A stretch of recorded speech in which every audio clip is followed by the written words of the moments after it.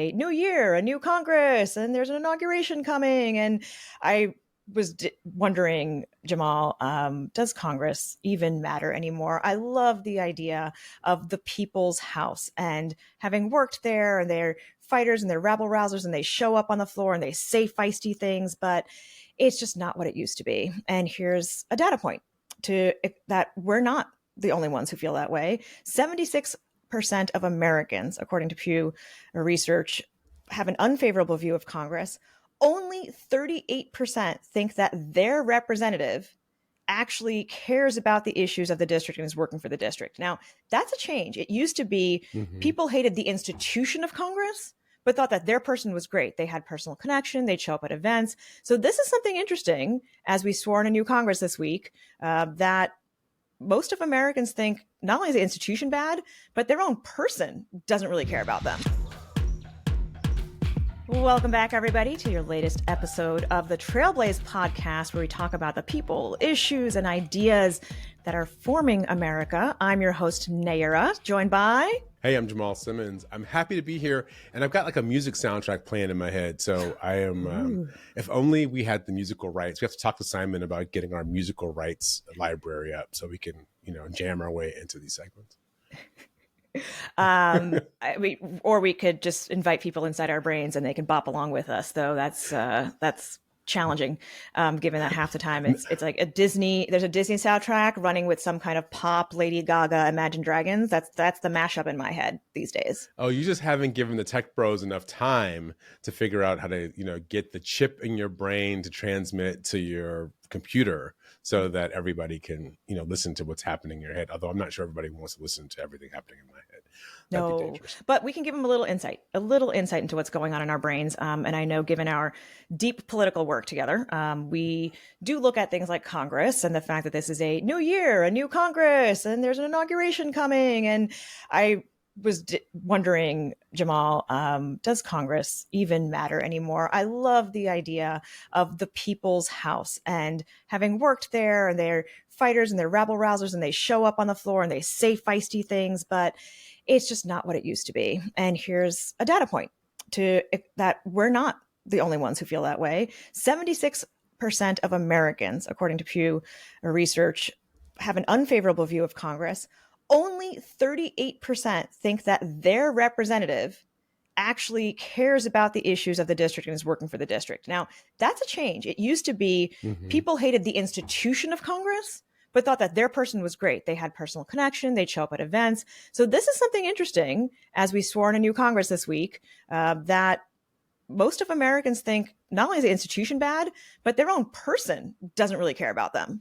I know it is completely different. People used to always that was the magic elixir for members of Congress to not do anything, because everybody in their district liked them, but they didn't necessarily think that the institution was doing anything. So they could always blame everything on the institution.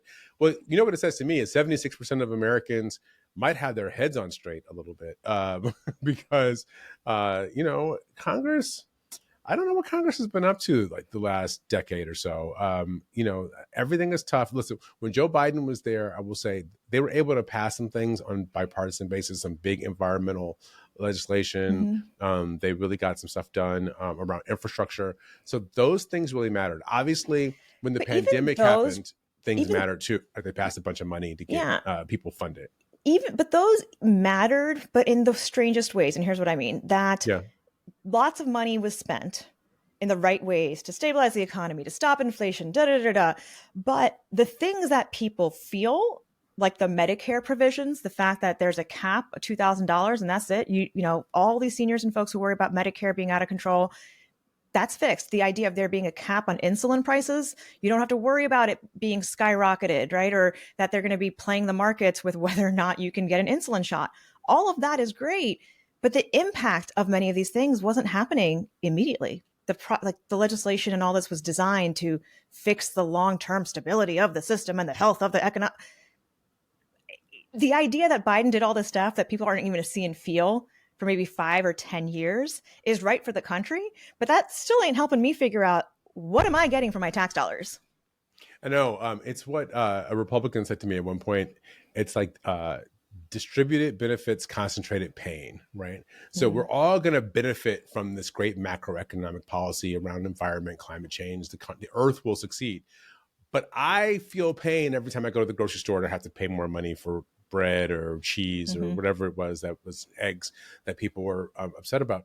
So it's hard when you're governing, because you have to do things that are both for the broad swath of people, and two, that might be more forward looking.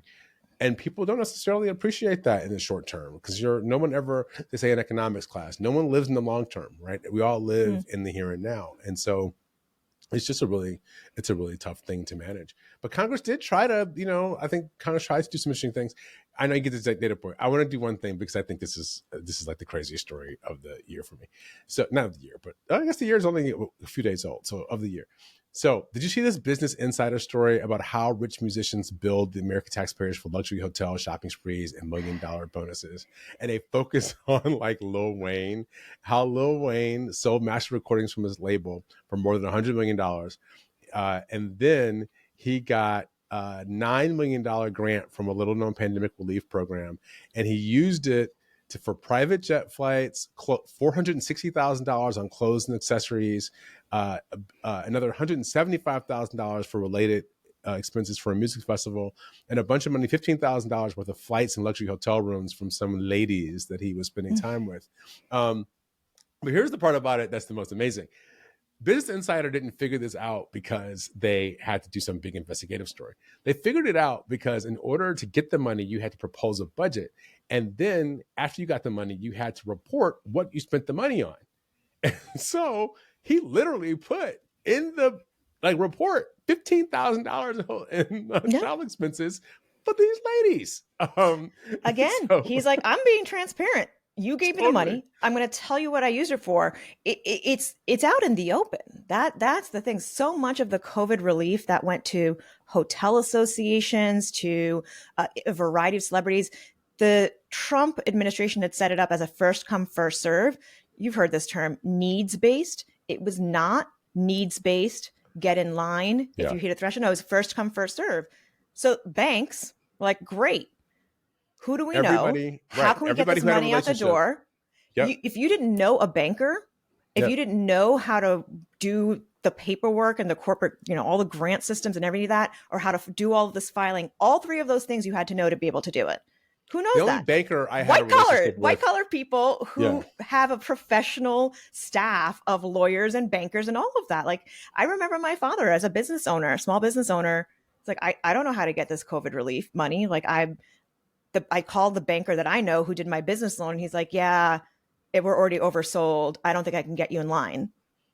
Like that's what the reality was. And that's why they had to come back and do like a whole second tranche, and they had to pivot it so that it was for people who were below a certain cap, so that people could actually have time to get some of the money and be able to keep some of these small businesses open.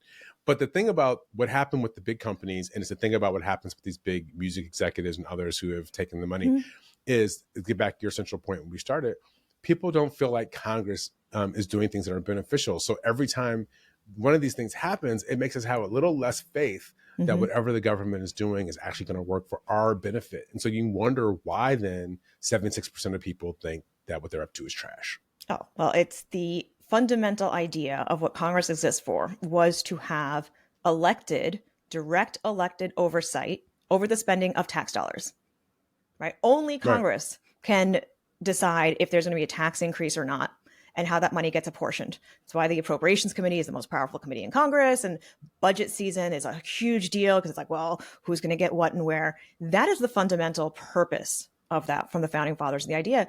And so, yes, it is a shame that I can't necessarily tell you beyond being in a school district with good public schools, which frankly isn't necessarily Congress. It's my state government that does that, right? That is the fundamental principle of it. But even in the last few years, anytime you hear about the budget, it's about there might be a federal government shutdown because they couldn't figure it out. They couldn't agree. They couldn't find something to move forward. So it's like even the money part, the basic money part isn't moving right. This last point of whether or not it matters to us, but why it matters politically, Trump's tax cuts are going to expire in 2025. So that's a this year thing, this big tax cut plan. So this whole idea of taxation, representation, and getting your worth for your federal tax dollar, that's going to come up again in this Congress. I don't know that I have confidence anything's going to change about it. No, it's not. What's going to happen is more rich people are going to get more money, and everybody else is going to get left holding the bag, and we're all going to have to pay this big tax debt at some point. And there's a whole lot of economics around this that are really funky. Like over the course of time, the more we borrow money, the higher it costs for us to borrow money, which means there's going to be less money to spend, which means we're going to have to borrow more money, right? It's just like it's like your credit card in a way. The more you borrow on your credit card and the less you pay on it, the higher your interest rate gets, which means you need more money to pay the interest on your credit card, which is a defeating cycle. And so if Trump wants to put $10 million of tax cut, I'm sorry, $10 trillion of debt on us through his tax cuts, and that's going to be a huge problem, not just for me and you, but also for our kids going forward. And then they want to say, because they give tax cuts, they're going to say, oh, look, we're out of money. You know what? We got to go to the Social Security Trust Fund. We got to go to Medicare, Medicaid. We got to cut these programs in order to pay for the debt, because or else we're all going to run out of money. So we have got to stop it before it starts. I'm not sure if that's going to be possible with Republicans. The other thing I do want to point out to folks when they say, when you hear this idea of, oh, if you don't tax corporations, or, that minimal business taxes, they won't say corporations, they'll say business, but it means big business. It's not small businesses. Yeah. If you don't really tax businesses, then they'll be more productive, and the money, all the trickle down, businesses are the economic engine. 2 points to remember when people hear that. One, the big corporations, anytime they've gotten a big tax break, have used it not to raise wages, right? Not to do anything else for within their company that would help the working people or the consumer. They've used it to do stock buybacks. They've used it to reorganize and restructure so that they then can make more money with the money they already have. Higher bonuses. Yeah. 2, they benefit and use all of the public infrastructure in order to be able to make the goods and services to then give big bonuses and stock buybacks. They use the roads, right? They use all of the resources of, oh, let's attract some talent to us. And we're going to attract talent here by saying, look at these wonderful public schools around here, right? All of this, look at these lovely parks that you might want your kid to play at. It's all public infrastructure that they use and our resources, but they're the ones who pay zero. That's my biggest problem, is that, and that needs to, you will hear members of Congress who say that, but are they really going to be able to do anything about it when it comes to a Trump administration and a Republican Congress, and understanding that this is their thinking about how the economy should work. It should work to their benefit, not for anybody else. I did a bunch of work with a group called Patriotic Millionaires, and these were a bunch of millionaires who said that you ought to tax us. Anybody who makes more than $1 million a year ought to pay extra taxes. And they had a surcharge they wanted to do about that. They were trying to get it passed. Even when Democrats were in charge, they had a hard time getting it passed. But one of the things they point out is how corporations work and how they shift money around. I thought this was so interesting because you know how companies really work in their budget, that the bonuses and the salaries for the executives is kind of a constant. They've got to show enough profit in order to keep the markets happy. So that means everything else is a variable. How much they spend on labor, how much the taxes are, how much they're spending on investment, all that's a variable. Because what cannot change is the money that's being returned to the wealthiest people who are involved in the corporation, or else then you get downgraded and it creates a whole other set of problems for the company. So what you've got to do at some point is tax them, because they're never going to voluntarily change the math of those companies. And this is my favorite point. I think you'll enjoy this. So Starbucks, a lot of these companies figure out how to lower their tax burden with a bunch of different tricks. Starbucks at one point had figured out that the way that they could lower their tax burden is they registered the Starbucks logo in another European country. And then they made all Starbucks have to lease the logo, use of the logo from the company that actually owned the logo in this low tax European country. So they didn't actually have profit because they leased the logo almost at the amount that they were profitable. So in the US, they were shown as being not very profitable. And then in this other country that had low taxes on corporations, they really didn't have to pay a lot of tax on it, just enough.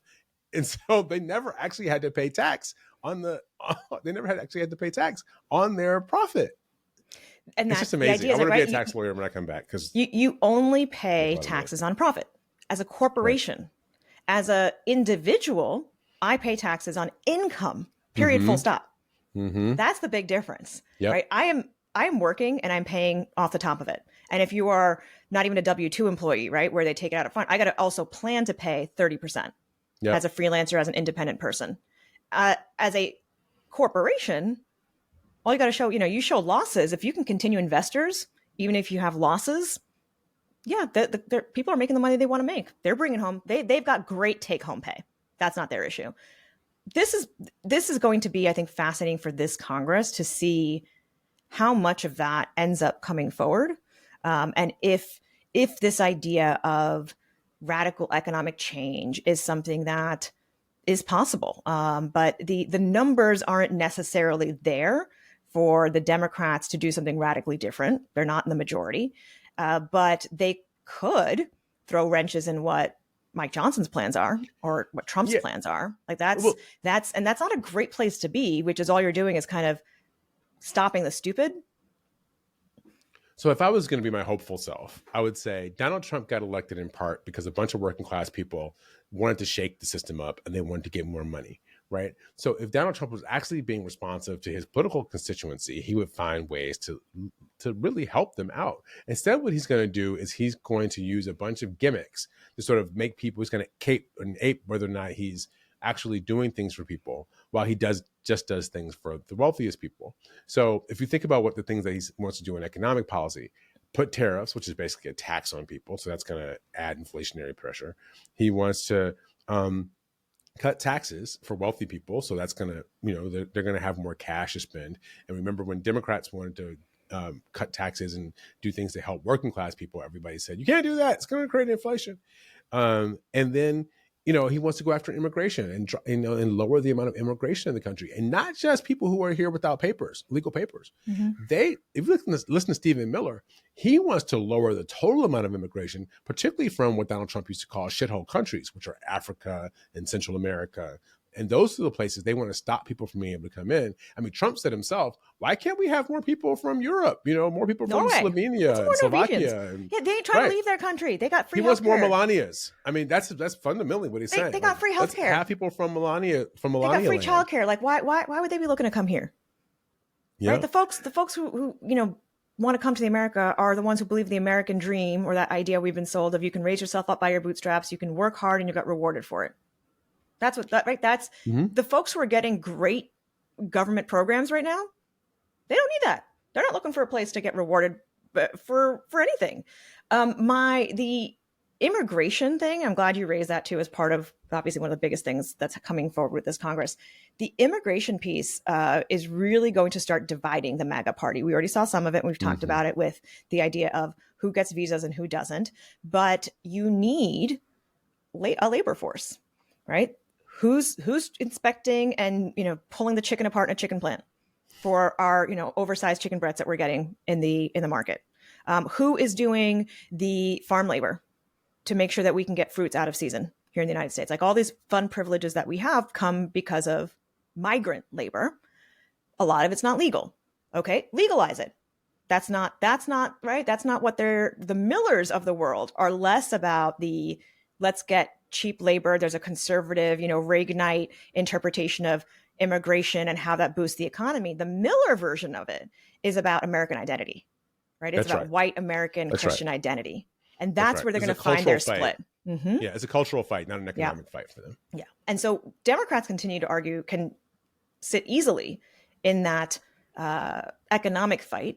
But the cultural one is what's going to tear the party apart and make it almost impossible for Trump to really pass anything that's beyond just hammering on the idea of a border. Anything meaningful for the economy, I don't see how that happens. And so here's what happens for everybody else, is that when this happens and this Trump plan fails, right, this Republican approach where they try to keep all these people together in this stitched up marriage that they've created, the question is, when people get disillusioned with that because prices haven't gone down, their economic situation hasn't improved in some way. They're abhorred at the fact that American children are being deported in order to, quote unquote, to keep families together as they send adults home. They send their American-born children home, and so we've got a whole question around birthright citizenship, right? So all these things are happening, and people become abhorred. They get abhorred by the about what they see on the cultural front. They're not getting economic benefits. The question is there any place else for them to go? And for those of us who are kind of on the center to far left of the political spectrum and say, we think there's another way, as Mario Cuomo used to say, the wagon train can go west and we can keep the whole family together, right? And we don't have to kill all the Native Americans along the way. We can all figure out how to do this. Like, if for those of us who believe that we can do this in a coherent way, will we have a plan, an agenda, an idea, a set of ideas for people to rally around? Or are we just going to sit here and be the no people and say, Donald Trump is not doing it? No, no, no, no, no. And where do we go to find those ideas? I think a lot of those ideas are going to come from the laboratories and states and cities where people are really building a whole new way of doing business that doesn't involve the federal government having that much of a say. That's also what makes our communities better and us as individuals feel better, is when we're able to do something that we can see the impact of locally and help the people around us. And the idea of being able to learn that someone in California or some community in California is trying something to stop homelessness, or trying, some kind of basic income change, or, oh, this is how you guys are funding education, or you're doing these innovative programs. That's the value of being connected in this federation, is to get great ideas that ultimately can be used to help you where you live. And so I'm with you. I think that idea of finding and learning these stories of how people are essentially bypassing relying on federal government for anything other than, just keep the basic money flowing that comes to the states. It's all about this local connection, the state and local activism, but state and local policy progress.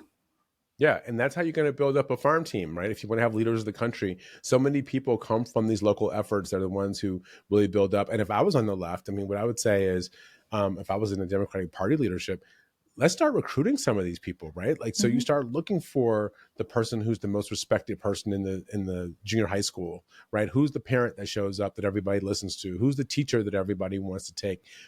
Who's the person in the local coffee shop who organized an entire community to take care of families when the last devastating emergency happened? Like, find the people in the communities who are really doing good work. Let's run those people for office, not just run whatever lawyer can self-fund or whatever business person comes around who has enough money to put it together. Let's run people who really have an attachment, a connection to what's happening in these communities. Well, Jamal, I think that's where we should go with this, is we should go and find those people, and we should share those stories, because we're happy to gossip about what's going on in Congress and tell folks about the things that they don't know, that's how things really work. But the idea of finding those stories and finding those solutions and connecting them together, that's the work of the next few years. I think so. All right, let's go do it. Let's do it, Jamal. Let's find the trailblazers. Let's find the ones who are blazing the trails. All right, good to talk to you, Nayyera. Take care. Have a good week.